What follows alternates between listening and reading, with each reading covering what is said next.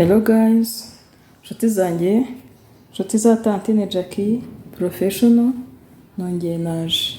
Mwiriwe neza, Yesu ashimwe cyane. Muzi ko rero nkuko mubizi, twakoze iyi channel tugamije kwigisha hospitality. Tugamije kwigisha hospitality kuri iyi channel ya Tantine Jackie Professional.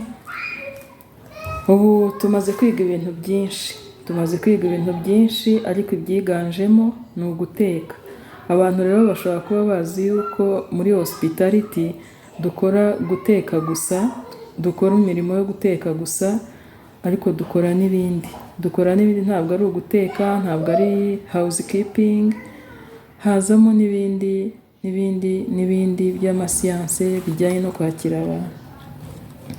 Ku bw'ibyo rero nagira ngo mutazabona nahinduye ndi kwigisha ikindi kintu, irindi somo ritari uguteka, ritari no gukora amasuku mu mazu aho dutuye, ngo mugire ngo natandukiriye. Yego, tukiri aha rero, ubu nje kubigisha umumaro wo kurya igitoki. Nkiberetse gihase, ndetse nkiberetse ari na kibisi, bikiri no mu bishishwa, ndanakibereka kandi gihiye. Ariko ushobora kugiteka mu buryo bwinshi. Ushaka wacyotsa, ushaka wagitogosa, wakiboyiringa, ushaka wakifurayinga, wagikaranga bisanzwe mu mavuta makeya, ushatse wagiteka ifiriti. Uko washaka kose igitoki ntikigoye, uko wagikora kose wakirya. Upfa kutakiryana ibishishwa gusa. Mbere rero yuko ninjira mu isomo nyirizina, ndagusaba wowe mushya kuri iyi channel gukora subscribe, like and comment, ugasharinga n'inshuti zawe. Ku bw'ibyo rero ngiye gukomerezaho mbabwira akamaro ko kurya ibitoki. Igitoki ni ikiribwa cyiza cyane. Ni ikiribwa gifasha umuntu wese yava akagera, yaba umwana, yaba umuntu mukuru, yaba umugore, yaba umugabo. Uko waba uri kose, mujye mukunda kurya igitoki.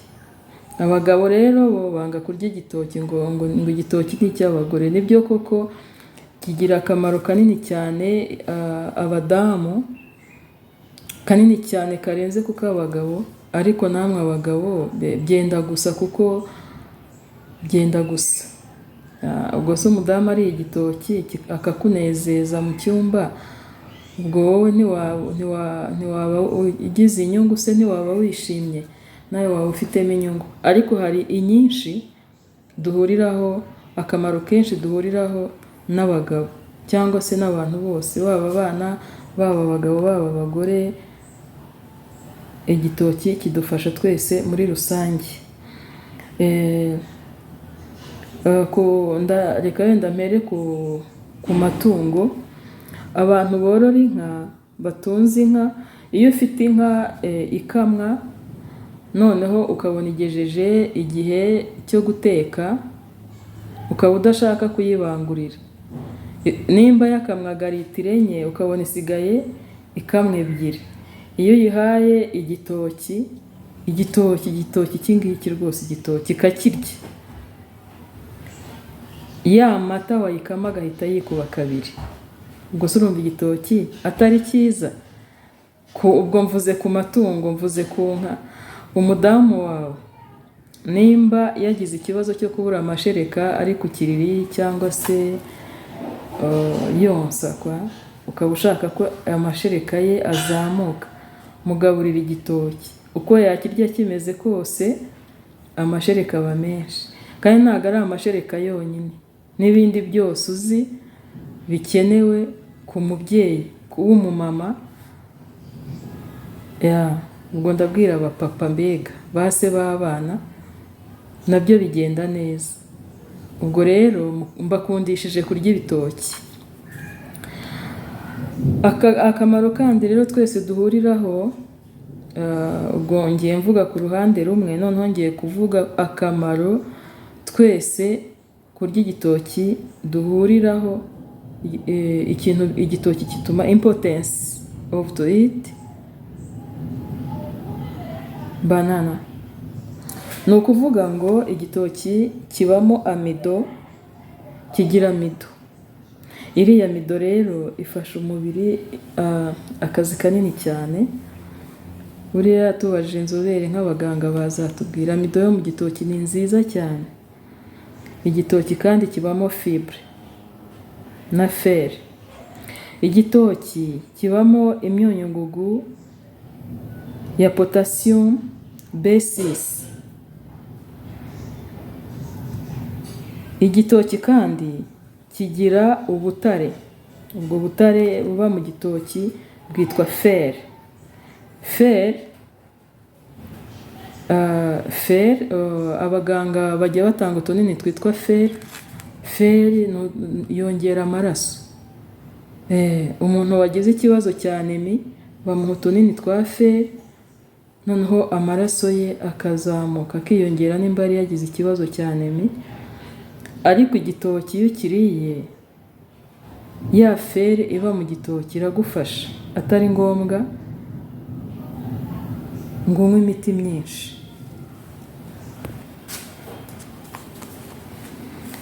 Igitoki kibamo vita C. Vita C ni vitamine C, kikabamo vitamine B6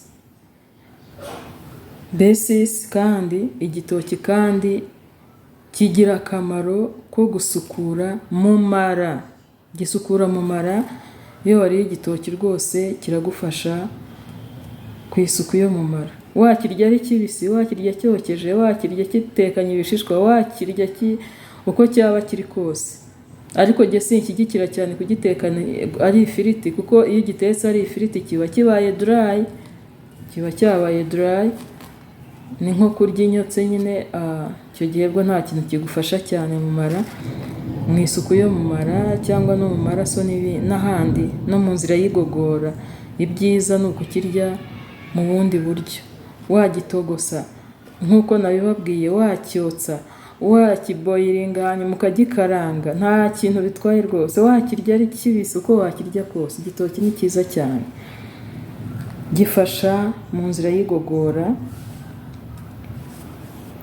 Ikindi, abantu bafite ibiro byinshi ndabinginze mujye mukunda kurya igitoki. Hari abo tujya tuganira nkavuga nti ukurikije imyaka ufite, uko ureshya ntabwo wari ukwiye kuba ufite ibyo biro. Ibyiza rero genda urya igitoki. Ngo reka ngo nanga kurya igitoki, ariko uzifuza kukirya amazi yarenze inkombe, kugarura bizakugora. Ibyiza rero wakirya hakiri kare ukanagikunda, kuko igitoki ni cyiza cyane. Ikindi, igitoki ni cyiza kuko kiringaniza isukari. Abantu baba diabetike, abantu barwaye diyabete bajye bakunda kurya igitoki kugira ngo isukari iringanire. Isukari yabo iringanire, nimba yari iri hejuru igabanuke ibe normal. Yego, igitoki kandi cyoroshya igogora. Umuntu wariye igitoki ntashobora kurwara constipation, ntago bishoboka. Igitoki kandi gifasha, kijya mu mubiri kigatwika ibinure. Bantu bagira ibinure byinshi mujye murya igitoki kuko kirabitwika, ibinure biri mu mubiri. Igitoki kandi ni icyo kurya kigabanya umubyibuho. Niba uzi ko ushaka kugabanya umubyibuho, uzajya urya igitoki. Igitoki nababwiye ko gikora isuku mu nzira y'igogora, kigafasha abarwayi ba diyabete kuringaniza isukari. Nababwiye ko igitoki gitera amashereka ku babyeyi bonsa. Si amashereka gusa, icyo kurya cyose uzi ufata kigatuma ugira amashereka menshi, wowe madamu, gituma unagira ububobere mu mubiri muri iriya myanya y'ibanga, kandi kigatuma ubona amavangingo muri kiriya gikorwa cyo kubaka urugo bikoroheye. Umudamu urya igitoki kenshi nta kintu yapfa n'umugabo ku bijyanye no gusasa. Igitoki cyoroshya inzira iriya myanya myibarukiro y'umugore. Niyo mpamvu iriya myanya myibarukiro iyo yoroshye no mu myanya y'ibanga horoshye, niyo uri muri kiriya gikorwa wumva wishimye, igikorwa kikagenda neza, na bya bindi twavuze ntashaka gusubiramo nabyo bikagenda neza kandi bigatanga umunezero mu muryango. Abubatsi ngo murabizi, ubwo rero ndabahamagarira kurya igitoki mushishikaye. Ikindi akamaro k'igitoki, gifasha kugabanya bad cholesterol cyangwa se cholesterol mbi iri mu mubiri. Nababwiye ko igitoki n'iyi nk'ikiriye ikamwa igira amata menshi. Igitoki gifasha abarwayi b'umutima. Abantu bafite ikibazo cy'uburwayi bw'umutima, umugaburira igitoki uko yakirya kose, ariko ntukimuhe gitetse bufiriti kidipufurayinze, ahubwo ukakimuha yagihekenya, yacyotsa, yagitogosa. Gifasha abarwayi b'umutima. Igitoki, ikizakubwira umuntu urya igitoki kenshi, usanga afite umubiri worohereye, uyaga, ukeye. Uruhu rwe ruba rukeye, ruyaga, kandi mu mubiri wawe hagakora neza mu mubiri wawe ugakora neza, ntusange uhorana utuntu tw'uduparazite ukuntu.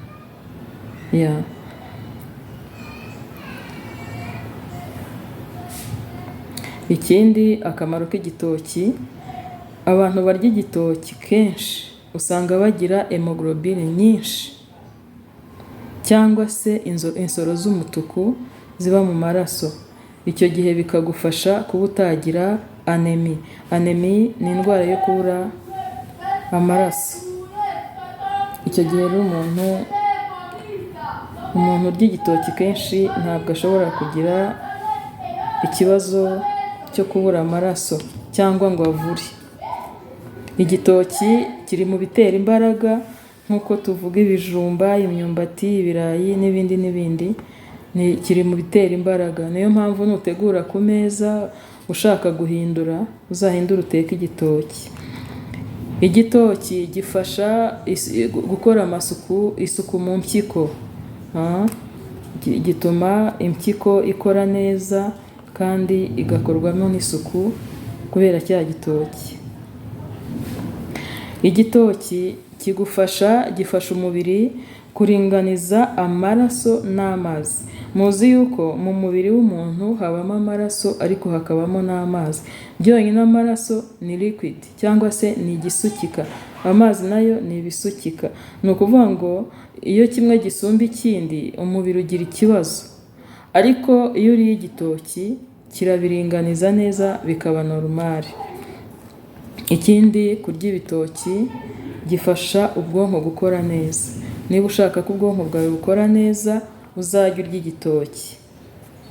Kurya igitoki bitera ibyishimo mu mubiri. Ntabwo nkubeshya, wowe wariye igitoki, iyo uzacunge numara kukirya, umaze kukirya wumva umubiri wawe unezerewe, utese ukuntu, ukumva urishimye kandi ukumva ufite n'imbaraga. Mujye mukomeza rero mwihate kurya ibitoki ku bwinshi. Ibitoki ni byiza. Igitoki gituma amagufwa y'umuntu akomera. Uwakiriye cyangwa se n'inka yawe yakiriye, gikomeza amagufwa kandi akanakura neza ku bana. Kubera za aferi twabonye, ni ukuvuga ngo niwigisha n'umwana wawe kurya, ujye umutekera agatoki ukanombe bisanzwe, ugashyiremo n'utuboga, hanyuma uwo mwana azishima. Nababwiye ko icyitonderwa, nababwiye yuko igitoki ugiteka uko ushaka. Wagiteka amaganda, wagitogosa mu mazi, uko wagiteka kose, igitoki wagiteka ukakirya nta kibazo. Ntabwo kigira iteshamutwe rwose. Murakoze rero, niba munyuzwe kuri iyi nyigisho y'uyu munsi, mukore subscribe, like and comment, musharinge n'inshuti zanyu. Murakoze rero, reka ngarukira ahangaha kubarambira. Nkaba kandi nshimira abakomeje kumpa comment, bakampa n'ibitekerezo, bakambwira bati uzadukorere research ku kiribwa iki n'iki, cyangwa se uzadukorere research utubwire ifunguro umuntu ashobora kurya. Ubwo duherukana no ntangira nababwiye yuko ngiye kumara icyumweru cyose mbigisha ifunguro rishobora gufasha umugore, hanyuma rikaba ryamufasha mu myubakire y'urugo rwe, ibintu bikagenda neza. Natangiye mbigisha ko amazi avura aba mu Kagatare bagakira bikaba normal, kandi nta bintu byinshi, nta ngufu nyinshi akoresheje. Mbigisha igihaza, ngeze ku gitoki, nzabigisha n'ibindi. Amabanga mutari muzi yose ngiye kuyababwira rwose, kandi mwubake neza, murere abana banyu neza, bakure neza. Mwa bagabo mwe rwose, kandi mbonereho mbihanize, mukunde igitoki. Igitoki ni cyiza, ntimukagiharire abadamu gusa, kuko murabona ko gifite umumaro munini mu mubiri w'umuntu, waba umugabo, waba umugore, yaba umwana. Murakoze rero, turi kumwe, tuzongera guhura ubutaha. Ciao ciao.